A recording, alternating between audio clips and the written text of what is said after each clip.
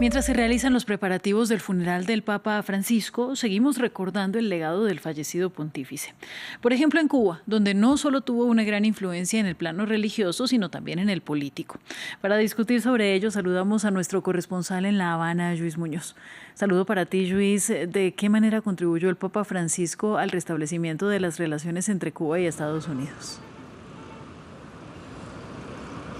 Buenos días, Ángela, desde La Habana. Y sí, el Papa Francisco fue de vital importancia para el conocido como deshielo entre La Habana y Washington. Y esto fue siguiendo una de las máximas de su pasado de puentes, no muros. De hecho, en 2014 el Papa Francisco pasó a formar parte de la mediación entre Cuba y Estados Unidos junto a Canadá. De hecho, la Santa Sede, el Vaticano, albergó reuniones secretas entre ambas partes y finalmente se concluyó con una normalización histórica en 2015, año en el que el Papa Francisco visitó tanto Estados Unidos como Cuba, enviando mensajes de reconciliación a Barack Obama, al presidente del momento de Estados Unidos, y a Raúl Castro, el entonces presidente cubano. Ambos también respondieron en algunos de sus discursos agradeciendo al Papa Francisco esa apuesta por la normalización de las relaciones entre Estados Unidos y Cuba, que finalmente fue torpedeado por la llegada a la Casa Blanca de Donald Trump. Y este 2025, en un capítulo quizás de menor valor simbólico, ha pasado algo similar, y es que en enero Joe Biden, el entonces presidente, decidió retirar a Cuba de la lista de estados patrocinadores del terrorismo a una semana antes de salir de la Casa Blanca. Pues bien, cuando llegó Donald Trump, retiró inmediatamente esta medida. Esto en un contexto en el que Cuba había anunciado la excarcelación de 555 presos después de una mediación también liderada por el Vaticano, en la que es uno de los últimos actos de diplomacia del Papa Francisco. Gracias, Luis, por este recordatorio histórico. Además, Francisco realizó 2 visitas a la isla. ¿En qué contexto se dieron estas llegadas del pontífice?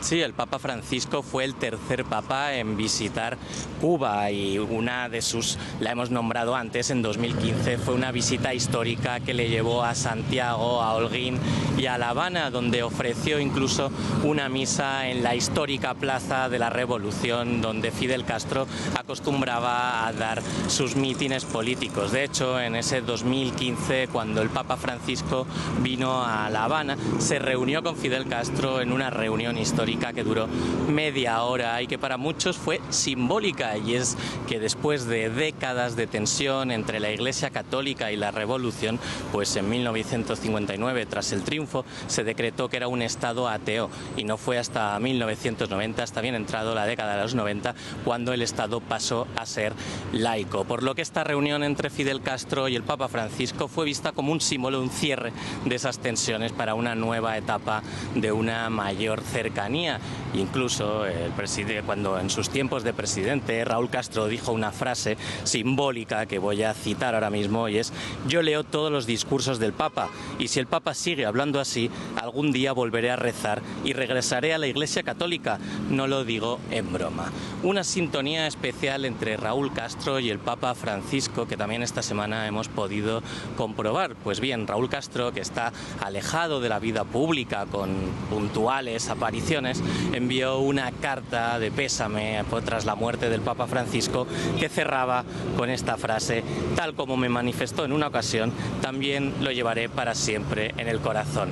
Más allá de la citada visita de 2015, hubo otra fugaz en 2016. El Papa Francisco estuvo en el aeropuerto de La Habana y se reunió durante 2 horas con el patriarca Kirill de la Iglesia Ortodoxa rusa, en lo que fue la primera reunión entre el jefe de la Iglesia Católica y el jefe de la Iglesia Ortodoxa rusa en prácticamente 1000 años. Por último, para acabar de cerrar con los actuales gobernantes del Partido Comunista, Miguel Díaz-Canel visitó el Vaticano en 2023 al Papa Francisco. En su mensaje de condolencia habló del cariño mutuo que se profesaban tanto el Papa Francisco hacia los cubanos como los cubanos hacia el Papa Francisco, con sensibilidades sociales similares. Y por último, también se decretaron 3 días de luto oficial en todo el país.